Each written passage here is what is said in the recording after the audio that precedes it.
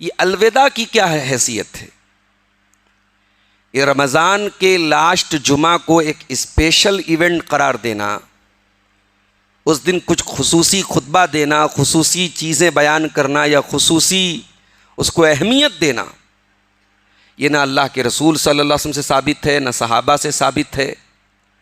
حتیٰ کہ آج میں پڑھ رہا تھا بریلوی مسلک کے جو فاؤنڈر کہہ لیجئے، جو اس کے بانی ہیں، مولانا احمد رضا خان صاحب، انہوں نے بھی لکھا ہے کہ کہیں سے کوئی ثبوت نہیں، لیکن چونکہ ان کے یہاں بدعات کے لیے بڑی گنجائش ہے، تو انہوں نے کہا کہ اگر کوئی اچھی نیت سے الوداع منا رہا ہے یا الوداع کا خطبہ دے رہا ہے تو اگر نیت اچھی ہے تو کوئی حرج کی بات نہیں ہے۔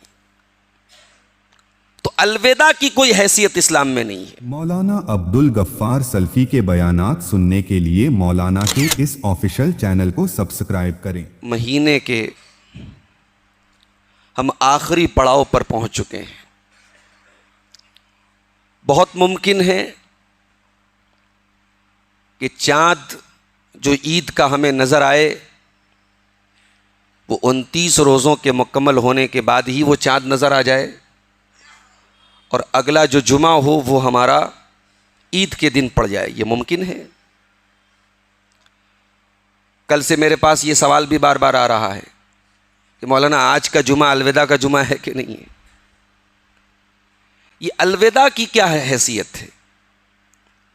یہ رمضان کے لاسٹ جمعہ کو ایک اسپیشل ایونٹ قرار دینا، اس دن کچھ خصوصی خطبہ دینا، خصوصی چیزیں بیان کرنا یا خصوصی اس کو اہمیت دینا، یہ نہ اللہ کے رسول صلی اللہ علیہ وسلم سے ثابت ہے، نہ صحابہ سے ثابت ہے۔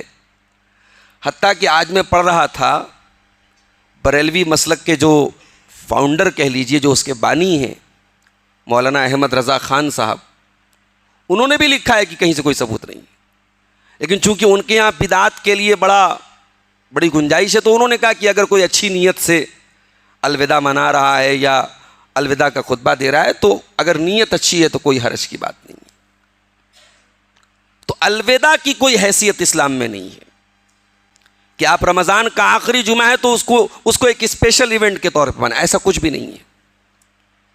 ہاں، اگر کوئی چیز سوچنے کی ہے اور غور کرنے کی ہے تو وہ یہ ہے کہ اب یہ برکتوں والا مہینہ جب اپنے آخری پڑاؤ پر ہے، اب تک تو ہمیں فکر تھی کہ بھئی ہمارے روزے صحیح جا رہے کہ نہیں جا رہے ہیں، ہم نے تراویح پڑھی کہ نہیں پڑھی، ہم نے قرآن کتنا پڑھا، ہم نے تاقراتوں میں ہم عبادتیں ہم نے کی کہ نہیں کی۔ اب تک تو ہماری ٹینشن اور ہماری فکر اور ہماری تگ و دو اس کے آس پاس گھوم رہی تھی۔ اب ہماری ٹینشن کیا ہونی چاہیے؟ اب ہمیں فکر کس بات کی ہونی چاہیے؟ اب ہمیں فکر اس بات کی ہونی چاہیے کہ اے اللہ، عبادتیں تو ہم نے جو بھی ہماری طاقت میں تھی یا جو بھی ہم کر سکے ہم نے کر دیا ہے اللہ۔ اب اے اللہ تو ان عبادتوں کو قبول فرما لے۔ ان عبادتوں کی قبولیت کی فکر ہمیں ہونی چاہیے۔ حضرت علی رضی اللہ تعالیٰ عنہ کا ایک بڑا پیارا جملہ ہے، وہ کہا کرتے تھے کہ کونوا لقبول العمل اشد اہتماما منکم بالعمل۔ حضرت علی رضی اللہ تعالیٰ عنہ بڑے حکمت، اللہ تعالیٰ نے بڑے علم و حکمت سے ان کو نوازا تھا۔ رسول اکرم کے صحابہ کرام میں ان کی اپنی ایک مقام ہے، اللہ تعالیٰ نے ان کی زبان پہ حکمت کو جاری کیا تھا۔ کہتے ہیں کہ عمل سے زیادہ عمل کی قبولیت کی فکر کرو۔ کیوں؟ اس لیے کہ حابیل اور قابیل کے واقعے میں اللہ تعالیٰ نے فرمایا انما یتقبل اللہ من المتقین، اللہ تبارک و تعالیٰ انہی لوگوں کے عمل کو قبول کرتا ہے جو متقی ہوں۔ اللہ کے تقوی شرط ہے۔ اگر آپ کی نیکی کی کوانٹٹی بہت زیادہ ہے، آپ کی نیکی کا سائز بہت بڑا ہے، آپ کی نیکی دکھنے میں بہت بڑی ہے، لیکن اگر اس کے اندر تقوی نہیں ہے، اس کے پیچھے اخلاص نہیں ہے، تو پھر آپ کی وہ نیکی کھوکھلی ہے۔ انما یتقبل اللہ من المتقین، اللہ متقیوں کی نیکی کو قبول کرتا ہے۔ اسی لیے سارے نبیوں نے اپنی نیکیوں کے بعد سب سے پہلے اللہ سے قبولیت کی دعا کی۔ ابراہیم علیہ السلام خانہ کعبہ بنا رہے تھے، ان کا بیٹا اسماعیل اپنے باپ کا ساتھ دے رہا تھا، پتھر اٹھا اٹھا کے اپنے باپ کا سپورٹ کر رہا تھا. قرآن کریم نے اس منظر کو پیش کیا ہے. وَإِذْ يَرْفَعُ إِبْرَاهِيمُ الْقَوَاعِدَ مِنَ الْبَيْتِ وَإِسْمَاعِيلُ رَبَّنَا تَقَبَّلْ مِنَّا إِنَّكَ أَنْتَ السَّمِيعُ الْعَلِيمُ. یاد کرو جب میرا بندہ ابراہیم خانہ کعبہ کو بنا رہا تھا اور ان کا بیٹا اسماعیل بھی اپنے باپ کا ساتھ دے رہا تھا، اور دونوں باپ بیٹے کی زبان پر بس ایک ہی دعا تھی، ربنا تقبل منا انک انت السمیع العلیم. پروردگار ہماری اس نیکی کو تو قبول فرما لے، تو سب کچھ سننے والا، سب کچھ جاننے والا ہے. ہم تو صاحب چھوٹی موٹی نیکیاں کر کے شیر بن جاتے ہیں. ہم تو ایسا لگتا ہے کہ ہم صاحب اعتکاف میں بیٹھ گئے، ہم نے تراویح پڑھ لی، ہم نے طاق راتوں میں جاگ گئے، ہم تو بالکل تقویٰ کا سرٹیفکیٹ ہمیں حاصل ہو گیا، جنت مل گئی ہمیں. یہ ایک مومن کی سوچ نہیں ہونی چاہیے. مومن کی سوچ کیا ہونی چاہیے؟ قرآن کا 18واں پارہ اٹھائیے. والذین یؤتون ما آتوا وقلوبهم وجلة انہم الی ربہم راجعون. میرے نیک بندے وہ ہیں، میرے متقی بندے وہ ہیں، میرے پرہیزگار بندے وہ ہیں جو اللہ کی راہ میں بہت کچھ خرچ کرتے ہیں، بہت کچھ دیتے ہیں، پھر بھی ان کے دلوں میں ڈر ہوتا ہے کہ ان کو اپنے رب کے پاس جانا ہے، ان کو پلٹ کر کے اپنے رب کے پاس جانا ہے. فرمایا اولئک یسارعون فی الخیرات وہم لہا سابقون. یہی وہ لوگ ہیں جو نیکیوں میں بڑھ چڑھ کر کے حصہ لیتے ہیں، آگے آگے رہتے ہیں. جب انسان کے اندر یہ ڈر رہے گا کہ پتہ نہیں ہماری نیکیاں اللہ کی بارگاہ میں قبول ہوئی کہ نہیں ہوئی، جب یہ چنتا ہوگی، یہ فکر ہوگی، تو انسان نیکیوں میں اور حصہ لے گا اور آگے بڑھے گا. میرے پیارے ساتھیوں، تو یہ جو رمضان کا موڑ ہے، یہ آخری موڑ پر ہم پہنچ گئے. بہت ممکن ہے کہ اگلا جمعہ جو ہے وہ ہمارا رمضان کے اندر نہ پڑے. اس لیے آج اس جمعہ کے دن ہمیں اور آپ کو اس بات پر غور کرنا چاہیے، اور اس بات کی چنتا کرنی چاہیے، اور اس بات کی دعا کرنی چاہیے اللہ سے کہ اللہ ہماری تو نیکیوں کو قبول فرما لے. میرے عزیزو، اس موقع پر جب رمضان جا رہا ہے تو ہمیں کچھ اور چیزوں کی طرف بھی توجہ دینے کی ضرورت ہے. اللہ کے رسول ایک دعا کیا کرتے تھے، اللہم انی اعوذ بک من الحور بعد الکور. اے اللہ، میں تیری پناہ چاہتا ہوں نیکی کے بعد دوبارہ گمراہ ہو جانے سے. ایک انسان شروع سے گمراہی کے راستے پر ہے، یہ ڈینجرس ہے، لیکن ایک انسان نیکی کے راستے پہ آنے کے بعد گمراہی کے راستے پہ چلا جائے، یہ اور زیادہ ڈینجرس ہے. ایک انسان رمضان کے مبارک مہینے میں نیکیوں کا خوب اہتمام کرے، نمازوں میں آگے آگے رہے، مکمل روزے رکھے، تراویح کی نماز پابندی سے پڑھے، اپنے دامن کو گناہوں سے دور رکھے، اور جیسے ہی رمضان کا مہینہ ختم ہوا اور عید کا چاند نظر آیا، وہ مسجد سے ایسے غائب ہو جائے جیسے گدھے کے سر سے سینگ. تراویح اور تہجد تو بڑی دور کی بات ہے، اب تو وہ فرض نمازوں میں بھی نظر نہ آئے. وہ اپنے محبوب فلمی ایکٹر کی فلم دیکھنے کے لیے عید والے دن سنیما ہال میں لائن لگا کے کھڑا ہو، وہ بازاروں میں جا کے بے حیائی اور بیہودہ کاموں میں مشغول ہو جائے، تو وہاں ہمیں اللہ کے نبی کی اس دعا کو یاد کرنا چاہیے. اللہم انی اعوذ بک من الحور بعد الکور. اے اللہ، میں ہدایت کے بعد گمراہی سے تیری پناہ چاہتا ہوں. اور بعض علماء نے لکھا ہے کہ بھئی ہر آدمی چاہتا ہے کہ ہماری عبادتیں قبول ہو جائیں، لیکن ہمیں پتہ کیسے چلے گا کہ ہماری عبادتیں قبول ہو گئیں؟ اس کے سائنس کیا ہیں، اس کے سمبلز کیا ہیں، اس کی علامتیں کیا ہیں؟ کیسے معلوم ہوگا کہ ہمارے روزے اللہ کے یہاں قبول ہو گئے؟ کیسے پتہ چلے گا کہ ہماری تراویح قبول ہو گئی؟ کیسے پتہ چلے گا ہمارے صدقہ خیرات قبول ہو گئے؟ تو اہل علم نے لکھا ہے کہ تم رمضان کے بعد اپنے حالات کا جائزہ لو. اگر رمضان کے بعد بھی تم نیکیوں کے راستے پہ گامزن ہو، یہ تو ہو سکتا ہے کہ اب اتنی اس لیول پر نیکیاں نہیں ہو رہی ہیں، جو جوش تھا، جو جذبہ تھا رمضان میں، وہ جذبہ نہ ہو، یہ تو پاسبل ہے. لیکن اگر تم نیکیوں کے راستے پہ تمہارے اندر کنسسٹنسی ہے، تم کنٹینیو کر رہے ہو نیکیوں کو، قرآن کی تلاوت رمضان کے بعد بھی ہو رہی ہے، فرض نمازوں کی پابندی رمضان کے بعد بھی ہے، شوال کے 6 روزے رکھ رہے ہو تم، اپنے رشتہ داروں اور اپنے عزیز و اقارب کے ساتھ تمہارے تعلقات اچھے ہیں، ان سے تم نے اپنے دل کو صاف کر لیا ہے، یہ تمام علامتیں پائی جا رہی ہیں، تو یہ اس بات کی علامت ہے کہ آپ کی نیکی اللہ تعالیٰ کیا قبول ہو رہی ہے۔ تو رمضان کے اس آخری موڑ پہ میرے پیارے ساتھیوں، ہمیں اس بات کی بھی فکر کرنی چاہیے کہ ہماری نیکیاں اللہ کے ہاں برباد نہ ہو جائیں۔ قرآن کے 14ویں پارے میں اللہ نے فرمایا وَلَا تَكُونُوا كَالَّتِي نَقَضَتْ غَزْلَهَا مِن بَعْدِ قُوَّةٍ أَنْكَاثًا، اے میرے بندو تم اس عورت کی طرح نہ ہو جانا، تم اس عورت کی طرح نہ ہو جانا جو سوت کاٹتی ہے، جو دھاگا تیار کرتی ہے، بڑی محنت سے وہ دھاگا تیار کرتی ہے چرخے کے اوپر، اور جب وہ دھاگے تیار ہو جاتے ہیں وہ کینچی اٹھا کر کے اپنے دھاگوں کو کاٹ دیتی ہے، توڑ دیتی ہے، برباد کر دیتی ہے۔ اے میرے بندو تم نیکی کرنے کے بعد اپنی نیکیوں کو ڈسٹرائے مت کر دینا، اپنی نیکیوں کو برباد مت کر دینا، تم اس عورت کی طرح نہ ہو جانا۔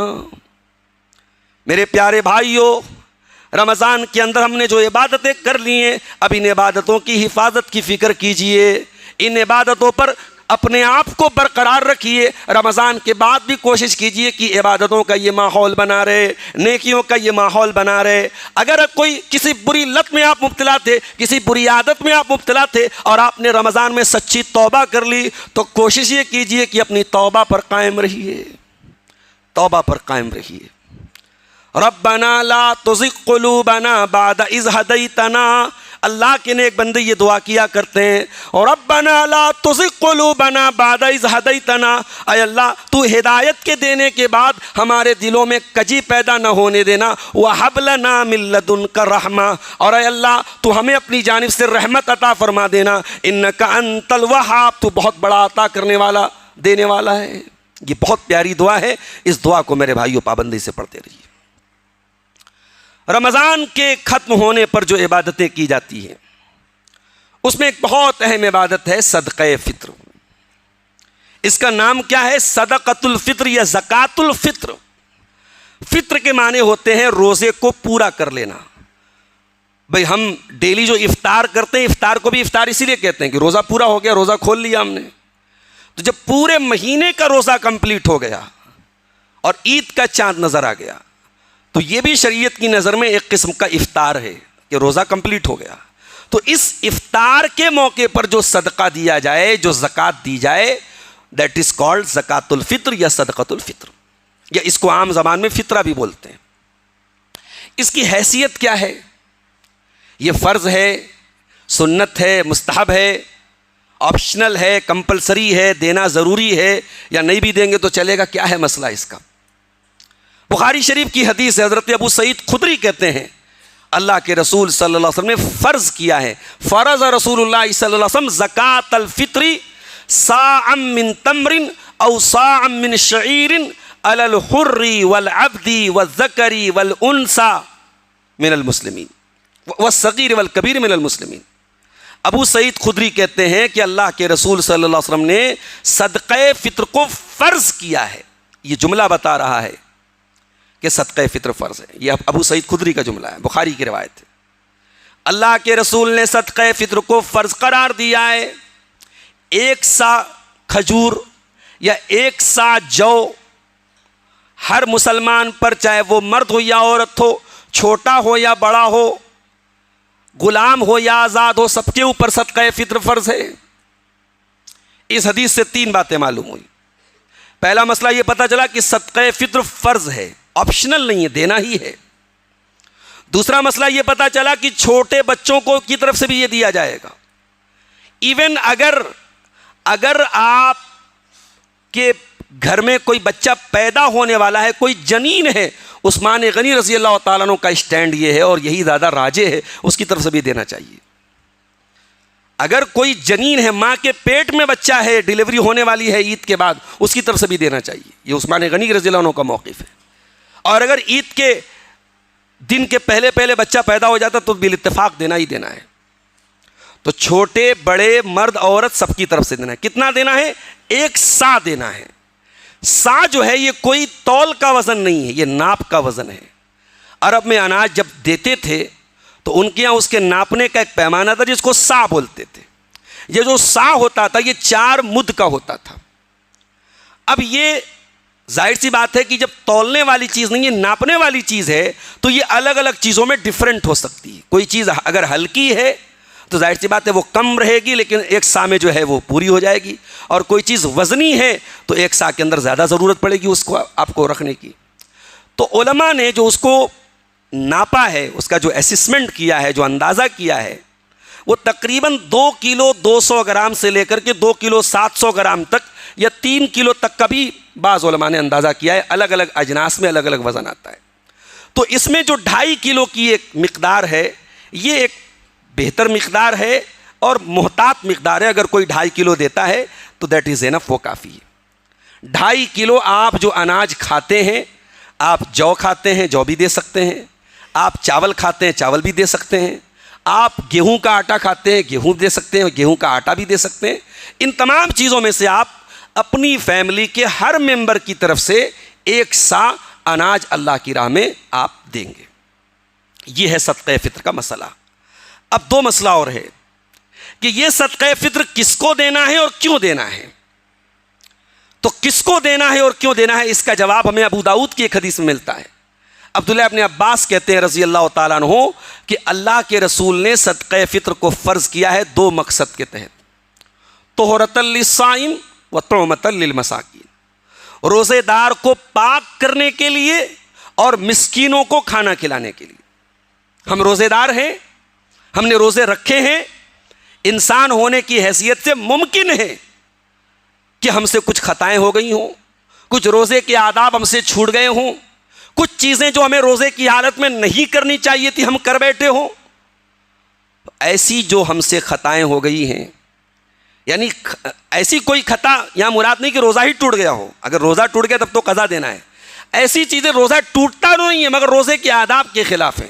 جیسے کبھی زبان سے کوئی بیہودہ بات نکل گئی، کبھی کوئی نامناسب بات نکل گئی، کبھی غصے کا زیادہ ہم نے اظہار کر دیا وغیرہ وغیرہ. تو روزے دار کو ان تمام گندگیوں سے پاک کرنے کا کام کرتا ہے صدقہ فطر. اور دوسرا مقصد کیا ہے اس کا؟ طعمۃ للمساکین. کوئی بھی مسلمان چاہے وہ کتنا ہی غریب کیوں نہ ہو، وہ عید کے دن اس کے گھر میں یہ نہ ہو کہ کھانا نہیں ہے. عید کے دن کوئی مسلمان بھوکا نہ رہے، اس کے بچے بھوکے نہ رہیں. یہ ایک بہت بڑا مقصد ہے صدقہ فطر کا. تو کیوں دینا ہے اس کا جواب یہ ہے. اور کس کو دینا ہے وہ بھی پتہ لگ گیا کہ زکوٰۃ تو 8 جگہ دی جا سکتی ہے. غریبوں کو دو، مسکینوں کو دو، اللہ کی راہ میں دو، گردن چھڑانے میں دے دو، مگر صدقہ فطر کے لیے مساکین کا لفظ آیا ہے. لہٰذا صدقہ فطر صرف مساکین کو، جو غریب لوگ ہیں، فقراء ہیں، مساکین، ان کو دینا ہے. یہاں ایک مسئلہ اور یاد رکھیے کہ صدقہ فطر جو ہے یہ کب دے سکتے ہیں. تو اس میں اللہ کے نبی نے اسی حدیث میں عبداللہ ابن عباس کہتے ہیں کہ من اداہا قبل الصلاۃ فہی زکوٰۃ مقبولہ. جو صدقہ فطر کو عید کی نماز کے پہلے دے گا اس کا صدقہ فطر اللہ کے یہاں قبول ہوگا. اور جو عید کی نماز کے بعد دے گا فہی صدقۃ من الصدقات، اس کا صدقہ عام صدقہ ہوگا. کیا پتہ چلا؟ بھائی آپ کے فیملی میں 10 لوگ ہیں، 10 لوگوں کا آپ نے آٹا یا چاول 2.5 کلو کے حساب سے 25 کلو آتا ہے. 25 کلو اناج یا 25 کلو آٹا یا چاول آپ نے اگر عید کی نماز کے پہلے دیا تب تو وہ صدقہ فطر ادا ہوگا. اور 25 کلو کے بجائے 25 کنٹل دے دیں آپ، لیکن اگر عید کی نماز کے بعد دے رہے ہیں تو آپ کا وہ صدقہ فطر نہیں ہوگا، عام صدقہ ہوگا. شریعت کا ایک اصول پتہ چلا کہ ہم کتنا عمل کر رہے ہیں یہ میٹر نہیں کرتا ہے، ہم کیسا عمل کر رہے ہیں یہ میٹر کرتا ہے. ہمارا عمل رسول کے طریقے کے مطابق ہے کہ نہیں یہ میٹر کرتا ہے. اور آپ دیکھیے کہ صدقہ فطر کے بارے میں جو ریسٹرکشن ہے، جو پابندی ہے کہ ہمیں عید کی نماز کے پہلے دینا ہے، سیم یہی پابندی قربانی کے بارے میں. قربانی میں اسی کا اپوزٹ ہے. آپ مارکیٹ میں گئے، 10,000 کا بکرا لائے، 15,000 کا جانور لائے، 20,000 کا جانور لائے، اور آپ نے اس کو عید کی نماز کے بعد آپ کو اس کو قربان کرنا ہے. عید کی نماز کے پہلے آپ قربانی نہیں کر سکتے، عید الاضحیٰ کی نماز کے پہلے نہیں کر سکتے. آپ ہر سال 20,000 کا جانور لاتے تھے، 2 لاکھ کا جانور لے آئے، آپ 10 گنا زیادہ موٹا، تازہ، فربا، تندرست لے آئے، اور عید کی نماز کے پہلے آپ نے قربانی کر دیا. اللہ کے نبی نے فرمایا گوشت ملے گا آپ کو، گوشت ملے گا آپ کو، قربانی کا ثواب نہیں ملے گا. بھائی 15 منٹ کا فرق پڑا ہے. 15 منٹ پہلے وہی عبادت آپ نے کر لی, آپ کو ثواب نہیں ملا. 15 منٹ بعد آپ نے کیا تو ثواب ملا ہے. شریعت کا مزاج پتا چلا. شریعت آپ کی لاجک سے نہیں چلتی ہے, شریعت آپ کی منطق سے نہیں چلتی ہے, شریعت چلتی ہے اللہ نے کیا کہا, رسول نے کیا کہا. تو لہٰذا صدقہ فطر ہمیں کب دینا ہے؟ عید کی نماز کے پہلے پہلے ہمیں دینا ہے. لیکن ہاں اب یہ نہ کیجیے آپ کہ عید کے دن بالکل آپ صبح صبح نکل کے دیجئے تاکہ بیچارہ وہ جس کو آپ دے رہے ہیں اس کے کام میں بھی نہ آ سکے. آپ 1 دن پہلے دے دیجیے. عبداللہ ابن عمر 1-2 دن پہلے بھی دے دیتے تھے. تو 1-2 دن پہلے بھی دیا جا سکتا ہے. بہتر یہ ہے کہ آپ کل عید ہے, آج چاند ہو گیا, رات میں آپ دے دیجئے تاکہ اس مسکین کے کام میں آ جائے. ایک مسئلہ اور ہے کہ کیا ہم صدقہ فطر میں اناج کے بدلے قیمت بھی دے سکتے ہیں؟ اب اس میں 2 افراط اور تفریط پائی جا رہی ہے. کچھ لوگوں نے تو قیمت کو ہی ایک دم معمول بنا لیا کہ صاحب آسانی ہے, آٹا لانا پڑے گا, چاول لانا پڑے گا, پیٹ پہ لادنا پڑے گا, دینا پڑے گا. پیسے میں آسانی ہے, کوئی آیا دھیرے سے تھما دیا ہم نے. آسانی, لوگوں کو آسانی مل رہی ہے تو لوگوں نے اس کو ایک عمل بنا لیا. بلکہ بعض لوگوں نے تو کیا کیا, ان کے مولوی لوگ باقاعدہ ہر سال اعلان کر دیتے بھائی اس سال فطرے کی اتنی رقم ہے, وہ رقم ہی دیتے ہیں, وہ اناج نہیں دیتے. احادیث کے الفاظ سے جو بات معلوم ہوتی ہے کہ ہمیں اناج دینا چاہیے, یہ زیادہ بہتر ہے. اور صدقہ فطر ایک شعار, ایک نشانی ہے. آپ کے بچوں کو پتہ کیسے چلے گا کہ آپ نے صدقہ فطر دیا ہے؟ یہ ایک عبادت ہے اور یہ عبادت نظر آنی چاہیے کہ آپ نے یہ عبادت انجام دی ہے. لہٰذا بہتر اور افضل اور سنت یہ ہے کہ آپ اناج کی شکل میں دیں. ہاں لیکن اس معاملے میں کچھ دوسرے لوگوں کا جو یہ فتویٰ ہے کہ صاحب قیمت دیں گے تو قبول ہی نہیں ہوگا, قیمت دیں گے تو بدعت ہو جائے گی, ہمیں اس حد تک بھی نہیں جانا چاہیے. اگر کہیں ایسے حالات اور ایسی کنڈیشنز اور ایسی مجبوریاں ہیں, حکمت کا تقاضا ہے, تو علامہ ابن تیمیہ رحمۃ اللہ علیہ کہتے ہیں کہ حکمت اور مصلحت کے تحت قیمت بھی دی جا سکتی ہے. لیکن اناج دینا, چونکہ احادیث میں اناج کا ذکر آیا ہے, اس لیے اناج دینا افضل اور بہتر ہے. تو یہ ایک بہت اہم عبادت ہے جو ہمیں عید کی نماز کے پہلے پہلے ادا کرنا ہے. اب آ جائیے عید کے اوپر. عید کے دن ہمیں کیا کیا کرنا چاہیے اور کیا کیا نہیں کرنا چاہیے. عید کے دن اللہ کے رسول کی جو سنت ہے وہ یہ ہے کہ انسان گھر سے اچھے کپڑے پہن کر کے, غسل کر کے, خوشبو لگا کر کے وہ عیدگاہ جا کے عید کی نماز ادا کرے. اللہ کے رسول صلی اللہ علیہ وسلم عیدگاہ جا کے نماز ادا کرتے تھے. اگر کہیں پر عیدگاہ کا انتظام ہے تو عیدگاہ جا کر کے ہی نماز ادا کرنا چاہیے.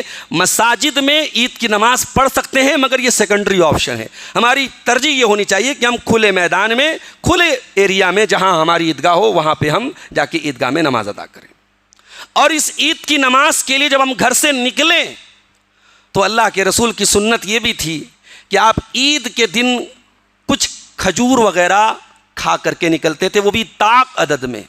3 کھجوریں کھا لیں آپ, 5 کھا لیں, 7 کھا لیں, طاق عدد میں آپ کھجوریں کھا کے نکلے. یہ اللہ کے رسول کی سنت ہے. اور بقرعید کے دن, عید الاضحیٰ کے دن اللہ کے رسول صلی اللہ علیہ وسلم بغیر کچھ کھائے پیے نکلتے تھے اور آ کر کے قربانی فوراً کرتے تھے اور قربانی کے گوشت سے آپ کھانے کا آغاز کرتے تھے. تو یہ بھی اللہ کے رسول کی سنت ہے. اسی طریقے سے عید کے دن جب آپ جائیں تو کوشش یہ کریں کہ پیدل جائیں. پیدل نہیں جا سکتے تو یہ کوشش کریں, سواری سے گئے ہیں, بائک سے گئے, کار سے گئے, تھوڑی دور پارکنگ کر لیں, تھوڑی دور پیدل چل لیں, کچھ تو سنت رسول پر عمل ہو جائے. تو پیدل چل کر کے جانا یہ اللہ کے رسول کی سنت ہے. اسی طریقے سے کوشش اس بات کی بھی کریں کہ الگ راستے سے جائیں اور الگ راستے سے واپس آئیں. یہ بھی اللہ کے رسول کی سنت ہے. اور اس کی مصلحت اور حکمت یہ ہے کہ یہ جو راستے ہیں, جن راستوں سے ہم جائیں گے, یہ راستے قیامت کے دن گواہی دیں گے. تو ہم اگر الگ الگ راستوں سے جائیں گے تو الگ الگ راستے قیامت کے دن ہمارے حق میں گواہی دیں گے. اور عید کا دن اللہ کی تکبیر کا دن ہے, اللہ کی بڑائی کا دن ہے, اللہ کے شکرانے کا دن ہے. اسی لیے جب اللہ نے قرآن میں رمضان کے روزے کا ذکر کیا, وہیں پر اللہ نے عید کا بھی ذکر کر دیا. فرمایا یرید اللہ بکم الیسر ولا یرید بکم العسر. اے میرے بندو, اللہ نے تم کو جو روزے کا حکم دیا ہے, اللہ تم کو مشکل میں ڈالنا نہیں چاہتا, اللہ تو آسانی چاہتا ہے. 12 مہینوں میں ایک ہی مہینہ تم کو روزہ رکھنا ہے, 11 مہینے نہیں رکھنا ہے. بھئی ایک ہی مہینہ روزہ فرض ہے, یہ اللہ کی آسانی. اگر اللہ چاہتا 11 مہینہ روزہ فرض کر دیتا, 1 مہینہ معاف کر دیتا, ہمارے لیے کتنی مشکل ہو جاتی. اللہ ہمارے لیے آسانی چاہتا ہے. وَلِتُكْمِلُوا الْعِدَّةَ, تو اے میرے بندو تم گنتی کو مکمل کرو، وَلِتُكَبِّرُوا اللَّهَ عَلَى مَا هَدَاكُمْ، اور تم اللہ تعالیٰ کی تکبیر بیان کرو اس کی ہدایت کے اوپر۔ دنیا کے ہر مذہب میں تہوار کا کانسیپٹ ہے، مگر ہمارا تہوار دنیا کے ہر تہوار سے الگ ہے۔ دنیا کے اور تہواروں میں ناچ ہے، گانا ہے، شراب ہے، شباب ہے، ہمارے اس تہوار میں یہ تمام گندگیاں نہیں ہیں۔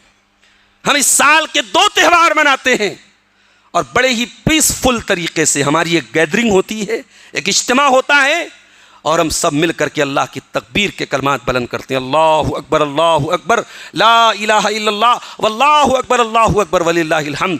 یہ کلمات تکبیر کے بتاتے ہیں مسلمان رمضان کا روزہ رکھتے ہوئے بھی اللہ کی توحید پر تھا اور عید مناتے ہوئے بھی اللہ کی توحید کا اقرار کر رہا ہے۔ مسلمان اپنی توحید سے کمپرومائز نہیں کر سکتا، مسلمان اپنی توحید سے نہیں ہٹ سکتا۔ تو عید کا ایک مقصد تو اللہ کی تکبیر ہے میرے ساتھی، اور دوسرا مقصد کیا ہے؟ وَلَعَلَّكُمْ تَشْكُرُونَ، ہم عید کے دن اللہ کا شکر ادا کرتے ہیں۔ اے اللہ تو نے ہمیں توفیق دی کہ ہم نے 29 یا 30 روزے مکمل رکھ لیے۔ اے اللہ تو نے ہمیں تراویح کی توفیق دی، تو نے ہمیں تہجد کی توفیق دی، تو نے ہمیں زکوٰۃ ادا کرنے کی توفیق دی۔ اے اللہ یہ تمام نیکی کے کام جو ہم نے کیے ہمارا کوئی کمال نہیں تھا۔ اے اللہ ہم تیری بارگاہ میں یہ 2 رکعت شکرانہ ادا کر کے تیرا شکریہ ادا کر رہے ہیں اللہ کہ تو نے ہمیں اپنے روزوں کو صحت کے ساتھ سلامتی کے ساتھ مکمل کرنے کی توفیق عطا فرمائی۔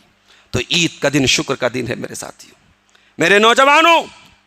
عید کے دن آپ جائز طریقے سے تفریح منا سکتے ہیں، کوئی جائز کھیل کھیل سکتے ہیں، کوئی جائز ایکسرسائز کر سکتے ہیں۔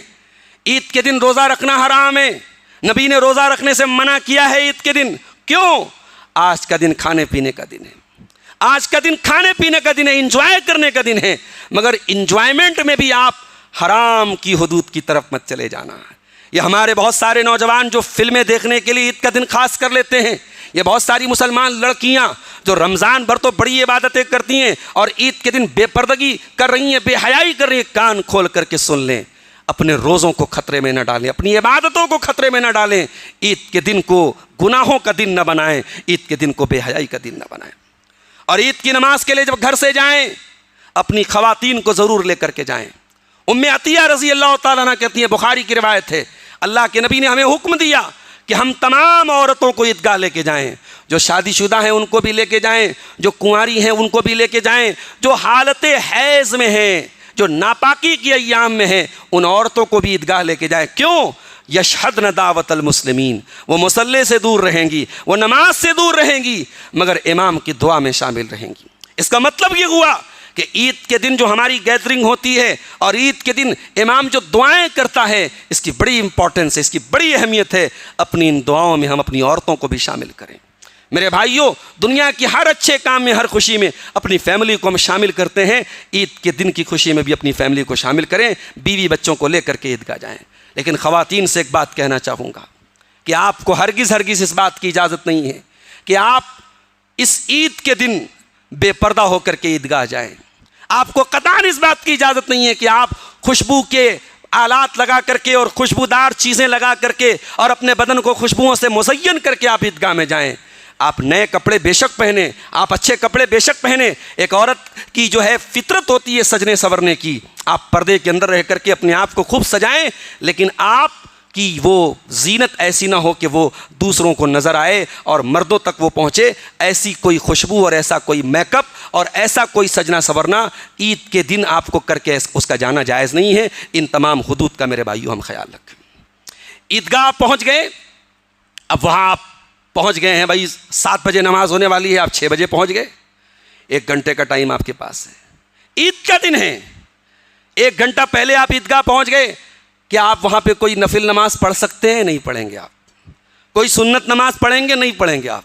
ہاں، اگر مسجد میں عید کی نماز ہو رہی ہے، مسجد میں آپ آئیں گے تو جو مسجد میں کبھی 24/7 کبھی بھی آپ آئیں تو مسجد کا ایک تقاضا یہ ہے، مسجد کا ایک ادب یہ ہے کہ آپ 2 رکعت نماز پڑھ کے مسجد میں بیٹھیں گے۔ ایون اگر آپ ایسے ٹائم میں آئے ہیں جس ٹائم میں نفل نماز پڑھنا منع ہے، مثال کے طور پہ سورج نکل رہا ہے، سورج ڈوب رہا ہے، اس ٹائم تو کوئی نماز نہیں پڑھ سکتے، مگر اس ٹائم بھی آپ تحیۃ المسجد پڑھ سکتے ہیں، وہ ایکسیپشن ہے، اس وقت آپ پڑھ سکتے ہیں۔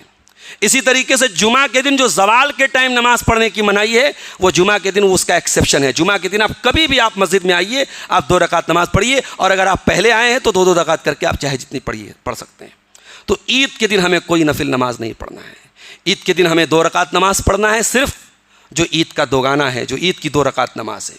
اور یہ عید کی جو 2 رکعت نماز پڑھیں گے یہ نارمل نماز کی طرح ہے, بس اس کا طریقہ تھوڑا سا الگ یہ ہے کہ اس میں پہلی رکعت میں تکبیر تحریمہ کے بعد اور قرأت سے پہلے 7 ایکسٹرا تکبیر بولی جائے گی, اور دوسری رکعت میں 5 ایکسٹرا تکبیر بولی جائے گی. 7 5 12. اس طریقے سے گویا کہ یہ 12 مہینوں میں چونکہ عید کا تہوار آتا ہے تو اس موقع پر اللہ کے رسول نے یہ ہمیں 12 زائد تکبیرات اللہ کے رسول پڑھتے تھے عید کی نماز میں. اور پہلی رکعت میں آپ سورہ اعلیٰ پڑھتے تھے اور دوسری میں سورہ غاشیہ پڑھتے تھے. یہ اللہ کے رسول کی سنت ہے, اس پر ہم میرے بھائیوں ہم عمل کریں. عید کے دن آپ کو کوئی اور نفل نماز نہیں پڑھنا ہے. تو یہ جو تمام چیزیں ہیں یہ ہمیں یہ بتا رہی ہیں کہ ہمیں عید کے دن سنتوں کی پابندی کرنا ہے. جیسے رمضان کو ہم نے سنتوں کی روشنی میں گزارا ہے, ہمیں عید کا یہ تہوار بھی سنتوں کی روشنی میں گزارنا ہے. عید کے بعد اللہ اگر توفیق دے تو شوال کے 6 روزے ضرور رکھیے. یہ 6 روزے کب سے رکھے جا سکتے ہیں؟ یہ عید کے نیکسٹ ڈے سے کبھی بھی رکھے جا سکتے ہیں, پورے شوال میں کبھی. اگر آپ عید والے دن کے بعد اگلے دن سے ہی رکھنا شروع کر دیں, کوئی حرج کی بات نہیں, رکھ سکتے ہیں. آپ 2-4 دن کے بعد, 1 ہفتے کے بعد بھی رکھنا چاہیں, شوال کے اندر یہ رکھ لینا ہے. اللہ کے نبی نے فرمایا اگر کوئی رمضان کا روزہ رکھتا ہے اور اس میں شوال کا 6 روزہ شامل کر لیتا ہے تو گویا کہ اس نے زندگی بھر روزہ رکھا. اگر آپ ہر سال اس معمول کو اپنا رہے ہیں کہ رمضان کا بھی روزہ رکھ رہے ہیں اور 6 روزہ یہ بھی رکھ رہے ہیں تو گویا کہ آپ نے زندگی بھر روزہ رکھا. یہ بہت بڑی فضیلت ہے, اس کو بھی ہمیں حاصل کرنے کی کوشش کرنی چاہیے. آخر میں یہ کہنا چاہوں گا میرے پیارے ساتھیوں کہ آپ جب عید کے دن اپنے گھروں سے سنور کر کے, سج کر کے, اچھے کپڑے پہن کر کے نکلیں اور عید گاہ میں جا کے آپ دعائیں کریں تو دنیا بھر میں پھیلے ہوئے اپنے ان مظلوم بھائیوں کو ضرور یاد کریں کہ جو بڑی مصیبتوں اور تکلیفوں میں زندگیاں گزار رہے ہیں, جن کے بچوں کو, آپ کے بچوں کو شاید عید کے دن نیا کپڑا نصیب ہو جائے, ان کے بچوں کو کپڑا ہی مل جائے یہ بڑی بات ہے. ان کے سروں پہ چھت مل جائے بڑی بات ہے, ان کو پیٹ بھر کے 2 ٹائم کا کھانا مل جائے بڑی بات ہے. اپنی دعاؤں میں اپنے ان مظلوم بھائیوں کے لیے ضرور میرے بھائیوں ان کو یاد رکھیں اور دعا کریں کہ رب العالمین تمام عالم اسلام کو عید کی خوشیوں میں شامل فرما دے. رب العالمین سے ہم یہ دعا کریں اس مبارک مہینے کے اختتام پر کہ پروردگار ہمیں تو نے جتنی توفیق دی ہم نے عبادتیں کی ہیں, اے اللہ ہماری ان ٹوٹی پھوٹی عبادتوں کو تو اپنے فضل و کرم سے قبول فرما لے. الہ العالمین جو ہم میں سے بیمار ہیں, کسی بھی قسم کی ذہنی اور جسمانی تکلیف میں ہیں, رب العالمین تو ان کی تکلیفوں کو دور فرما کے ان کو شفائے کاملہ عاجلہ عطا فرما دے. الہ العالمین اسی ملک میں اس رمضان کے مہینے میں بعض علاقوں سے یہ خبریں آ رہی ہیں ہندو مسلم فسادات کا ماحول بنتا ہے اور پھر پرشاسن کی طرف سے اور حکومت کی طرف سے جو کاروائیاں ہوتی ہیں, بڑے افسوس کی بات ہے وہ بڑی ایک طرفہ ہوتی ہیں. رمضان کا مہینہ ہے اور کسی کا مکان گرا دیا جائے, کسی کے گھر کے نوجوان بچے جیل میں ڈال دیے جائیں.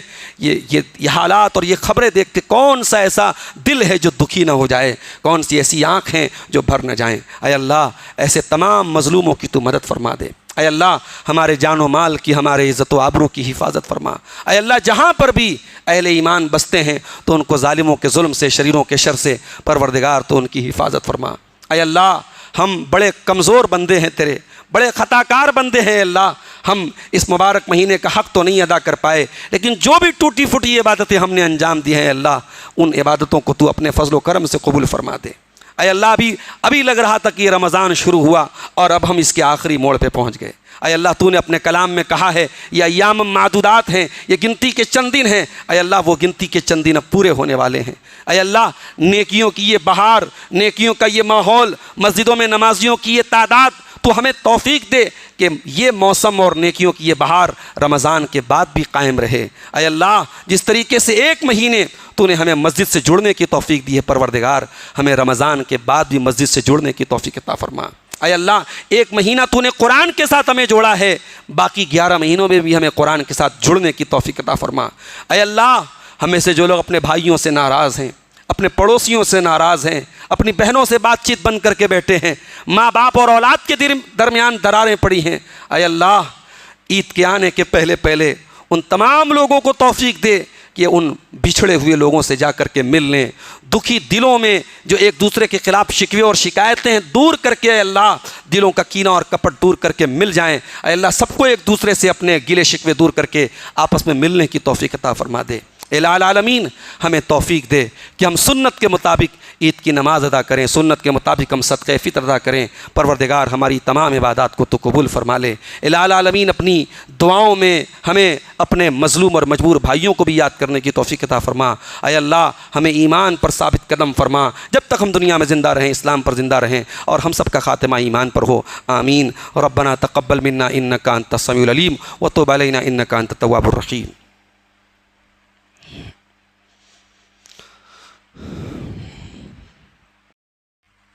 الحمد للہ نحمده ونستعینه ونستغفره ونعوذ باللہ من شرور انفسنا ومن سیئات اعمالنا من يهده الله فلا مضل له ومن يضلل فلا هادي له واشهد ان لا اله الا الله وحده لا شريك له واشهد ان محمدا عبده ورسوله يا ايها الذين آمنوا اتقوا الله حق تقاته ولا تموتن الا وانتم مسلمون يا أيها الناس اتقوا ربكم الذي خلقكم من نفس واحدة وخلق منها زوجها وبث منهما رجالا كثيرا ونساء واتقوا الله الذي تساءلون به والأرحام إن الله كان عليكم رقيبا يا أيها الذين آمنوا اتقوا الله وقولوا قولا سديدا يصلح لكم أعمالكم ويغفر لكم ذنوبكم ومن يطع الله ورسوله فقد فاز فوزا عظيما أما بعد فإن خير الحديث كتاب الله وخير الهدي هدي محمد صلى الله عليه وسلم وشر الأمور محدثاتها وكل محدثة بدعة وكل بدعة ضلالة وكل ضلالة في النار أعوذ بالله من الشيطان الرجيم بسم الله الرحمن الرحيم يريد الله بكم اليسر ولا يريد بكم العسر ولتكملوا العدة ولتكبروا الله على ما هداكم ولعلكم تشكرون وقال تعالى في مقام آخر قد أفلح من تزكى وذكر اسم ربه فصلى۔ محترم حاضرین جمعہ،